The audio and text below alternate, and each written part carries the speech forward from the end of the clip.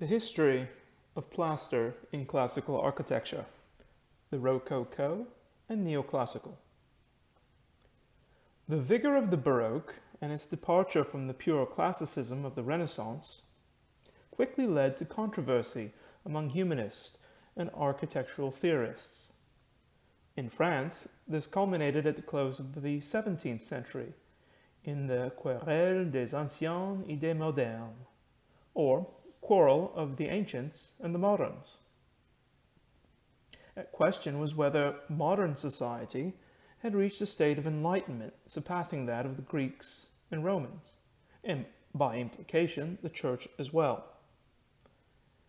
If this was indeed the case, perhaps there was justification for liberation from the authority of the ancient philosophies and institutions as well. During the same period, France and England were engaged in an economic, military, and cultural struggle to decide which nation would become the singular, dominant, influential force of a reinvigorated and empowered Western civilization. Among the most significant battlegrounds for establishing each other's cultural authority was development of a national architecture. France would side with the moderns and proceed to develop a powerful secular artistic style that was decidedly their own. French Rococo. The Baroque may have reached its greatest expression in Germany as an architectural manifestation of the Counter-Reformation. However, Louis XIV, the Sun King, was determined to capture the emotional power of the Baroque for the glory of the French monarchy. This he did to grand effect in the expansion of the Palais du Louvre and the Château de Versailles. As with church architecture, secular French Baroque floors were plain, walls informed by classical design being relatively unadorned at eye level, whereas exuberant grandeur was reserved for the ceilings above. His great-grandson and successor, Louis XV, would continue to expand and embellish Versailles, and under his regime, a residential style was formalized that became the envy of European nobility. Rococo was a significant reinterpretation of the Baroque that would forever change interior design.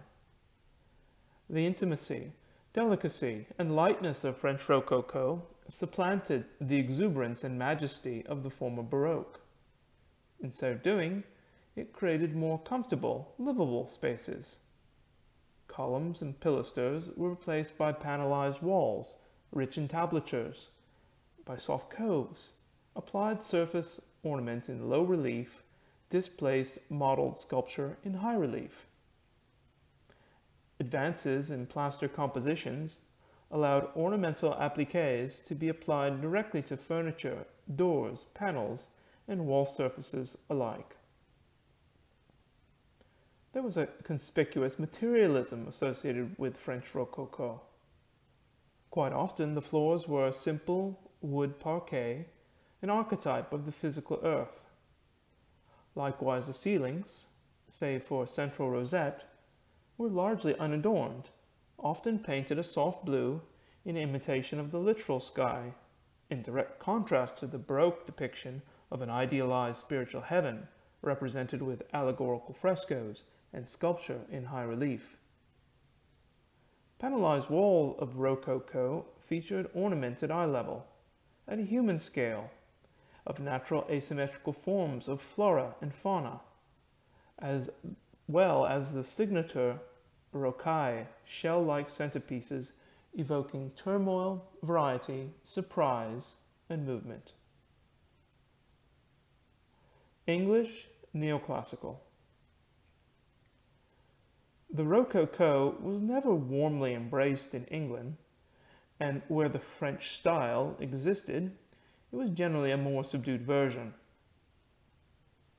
The English initially turned to the Gothic for inspiration, igniting a revival that frequently utilized plaster in a decorative manner where stone had been originally used structurally.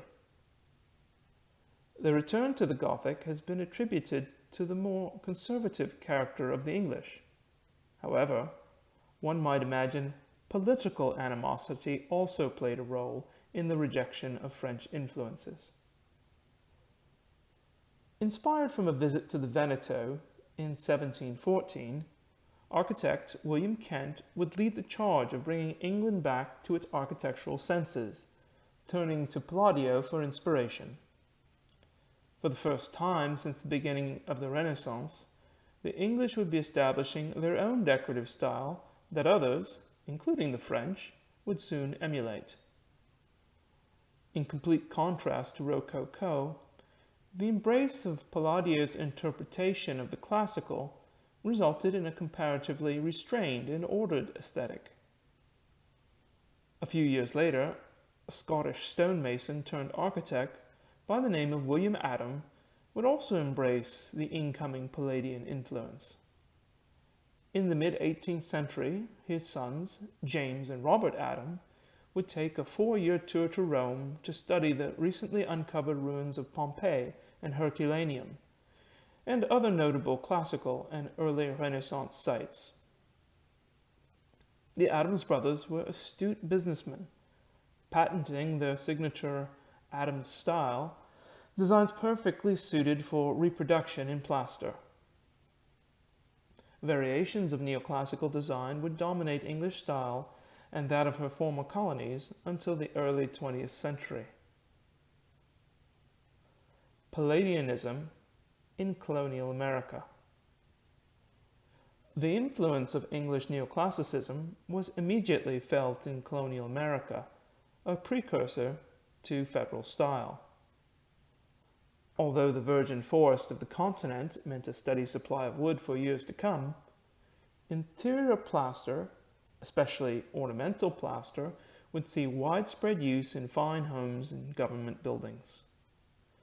With its Anglican lineage, plaster thus became an inherited contribution to an emerging American architectural and cultural patrimony. In many respects, the United States has now taken the cultural lead in the Western world. Our next article in the series will explore a brief history of plaster in the United States and the current state of the art.